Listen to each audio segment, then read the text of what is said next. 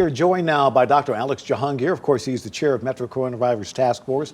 Dr. Jahangir, a lot to unpack tonight, including the White House Task Force red zone of 18 states. So let's start with that. Tennessee is on the list. In addition to what we briefly explained here at the top of the hour, what does this really mean and how will it change things? Well, I think what a lot of people don't actually realize is the White House Task Force had representatives here in Nashville about a week ago that I and the mayor and many other leaders here in the city met with. And for the most part, I'm proud of what we're doing in Nashville, and they were very complimentary of what we've done in Nashville, because what we're doing in Nashville are the things they've recommended in that report. We cut back on bars.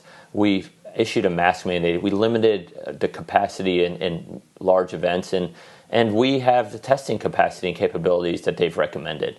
So what it does mean, though, is that Nashville and Tennessee are not doing well compared to the rest of the country, and we need to be very vigilant. And this is why I think those recommendations from the White House were for the entire state of Tennessee. And as I've mentioned before, we need a regional approach to this problem here. Nashville is not an island by itself. So I appreciate the work that the governor has done around testing and other initiatives. And I think a mask mandate across the state would make a lot of sense right now, just as Arkansas and Alabama and Kentucky have done. Doctor, let's talk about the status of Metro's key metrics you used to help guide you in the reopening process. We understand 4 of 6 of them aren't looking good tonight. Is that right? That is right. Our case trend is just going upwards, and the numbers today were not good. Numbers tomorrow are similarly not good. We are, again, our hospital capacity, as you mentioned at the top of the hour, is a little lower than what we would like. But we are still, have hospital capacity available. Our mortality rate has stayed about stable. So there are certain things that are good. But yeah, I think there's no question that we are, as a city and as a state and as a country, are heading in the wrong direction with this virus.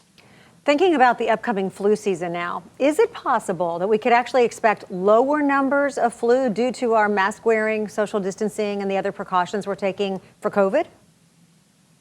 Yeah, it's such a great question, because I think the short answer is yes. If a virus is a virus, so the flu virus gets transmitted the same way as COVID. So wearing a mask, social distancing, washing hands, not being in so many large crowded areas, absolutely you would expect to see it lower in flu. And if you look at Japan and other Southeast Asian countries, that's the way they control the flu.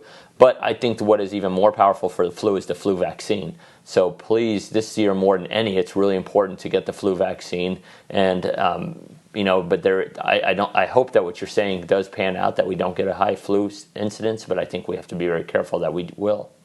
Dr. Alex Jahangir, thanks so much. We have several more questions for you. Some, in fact, from our News 4 viewers. We'll see you again around 6:45 tonight.